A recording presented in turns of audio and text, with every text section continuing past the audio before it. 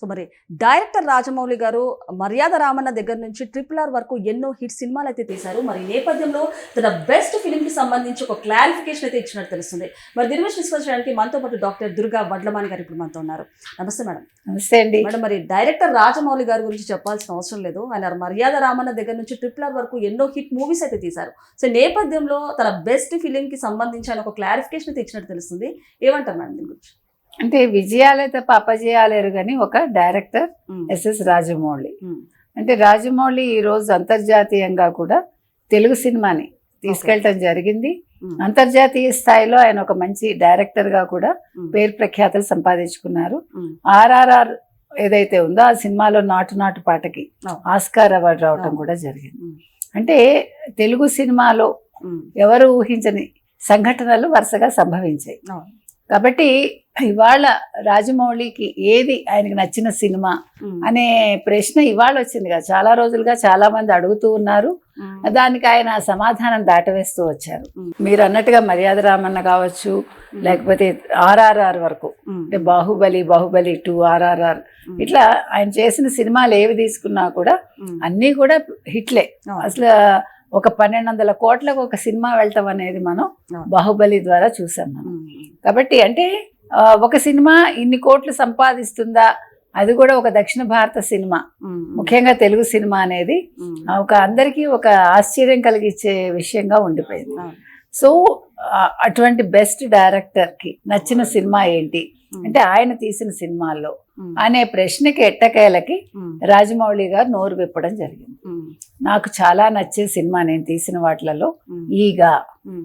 నిజంగానే నేను కూడా అదే అనుకున్నా సిన్సియర్ గా. అంటే న్యూస్ చూడక ముందు ఆయన బెస్ట్ సినిమా ఏదై ఉంటుంది అంటే ఈగా అవుతుంది. ఎందుకంటే ఒక చిన్న ఈగని క్యారెక్టర్ గా తీసుకుని దాని మీద సినిమా నడిపించటం, అది కూడా చాలా అద్భుతంగా. అంటే మిమ్మల్ని ఆ సినిమా కూర్చోబెడుతుంది.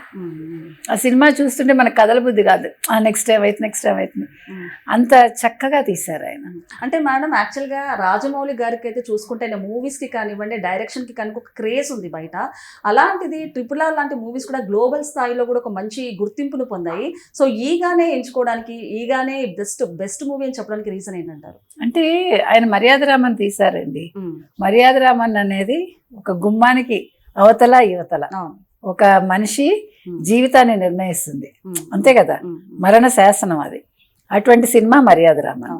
ఈగ సినిమా ఎందుకు గొప్పది అంటే ఆయన అంతర్జాతీయంగా గుర్తింపు పొందని సమయంలో తీసిన సినిమా ఈగ. మొట్టమొదటిసారి ఆయన టెక్నాలజీ వాడి తీసిన సినిమా ఈగ. ఈగ అనే ఒక క్యారెక్టర్ పెట్టి యాక్చువల్గా ఆయనకు అంతర్జాతీయంగా గుర్తింపు తెచ్చింది కూడా ఈగే, ఆ సినిమా. సో రాజమౌళి ఎవరు అని ఒక ప్రశ్న ఉదయించింది ఈగ సినిమాతో. ఒక ఐడెంటిటీ ఎగ్జాక్ట్లీ ఒక ఐడెంటిటీ. రాజమౌళి అంటే ఎవరు అంటే ఈగ సినిమా తీసిన డైరెక్టర్. సో అందుకని ఆయనకు అది చాలా ఇష్టం. ప్లస్ మీరే చూడండి, అసలు ఒక మీకు గుర్తుందా, ఒక సూది, ఒక ఈగ మన కళ్ళ ముందు అవే వస్తాయి. అందులో అతని క్యారెక్టర్ చంపేయటం, ఆ సుదీప్ ఊహించిన విధంగా ఈ ఈగ అతన్ని చంపటం, అంటే ఒక హీరో ఈగగా మారి అది అద్భుతంగా పండింది. అది అంటే దీనికి మూలం మనకి ఇంగ్లీష్ లో ఉందనుకోండి, మనకి తెలిసి ఇంగ్లీష్ లో కూడా ఒక సినిమా ఉంది. ఏది ఏమైనా అది ఏ క్యారెక్టర్ అయినా కూడా, బట్ ఇట్స్ రియల్లీ అంటే మేకింగ్ అనేది చాలా ముఖ్యం. సినిమాని మీరు కథ అనుకోవటం వేరు, ఆ డైరెక్షన్ చేయటం వేరు, presentation is more important for a movie. అది మనకి మహామహులు బిఎన్ రెడ్డి గారు, హెచ్ఎం రెడ్డి గారు, తర్వాత వీళ్ళందరూ కూడా మనకి చెప్పారు సినిమా ఎలా ఉండాలని. సో ఆ పంథాలో ఈయన సినిమా వెళ్ళటం అనేది మనకి చాలా బాగుంది. అంటే మనం జానపదాలు చాలా చూసాం, మనం విఠలాచార్య గారి సినిమాలు చూసాం, మనం చాలా అద్భుతంగా ఉంటాయి. అయితే బాహుబలి అనేది తర్వాత వచ్చింది. బాహుబలి కంటే కూడా డెఫినెట్ గా ఈగ చాలా మంచి మూవీ ఆయన చెప్పినట్టుగా. బాహుబలి అంతా విఎఫ్ఎక్స్ ఇవన్నీ కదా వాళ్ళు వాడింది, గ్రాఫిక్స్ అనుకోండి. ఇందులో కూడా గ్రాఫిక్స్ ఉన్న టెక్నాలజీ ఉన్నప్పటికీ కూడా ఇది హృదయానికి హత్తుకుంటుంది మనకి. అంటే యాక్చువల్గా మీరు అన్నట్టు బడ్జెట్ వైజ్ గా చూసుకుంటే కానివ్వండి, బాహుబలి కానివ్వండి, RRR కానివ్వండి, ఎక్కువ బడ్జెట్ తో కంపేర్ చేస్తే ఈగ అంత పెద్ద బడ్జెట్ అయితే బడ్జెట్ ఎంతని కాదు, అదే కాకపోతే మీరు అన్నట్టు ఆ స్టోరీకి సంబంధించి కాన్సెప్ట్ కి సంబంధించి ఇది ఫెమిలియర్ అని చెప్తారా? డెఫినెట్ గా ఇప్పుడు ఒక సమంత క్యారెక్టర్, ఒక నాని క్యారెక్టర్ అంటే ఆ హీరోని చంపటం అనేది ఎవరికి మనస్కరించదు కదా. ఆ మనస్కరించినప్పుడు ఆ హీరో మళ్ళా ఒక ఈగ రూపంలో వచ్చి ఆ రివెంజ్ తీసుకోవటం అనేది మనకి చాలా నచ్చుతుంది. అంటే మనం దానికి కనెక్ట్ అవుతాం, ఆ క్యారెక్టర్ కనెక్ట్ అయ్యి యాజ్ ఇఫ్ మనమే నాని అనుకుంటాం, మనమే ఈగ అయిపోతాం. డెఫినెట్ గా వాడిని చంపాలి, ఒక దుష్టుడిని చంపాలి అనే ఒక ఆలోచన వస్తుంది, విలన్ని చంపాలి, మనం ఇన్వాల్వ్ అయిపోతాం.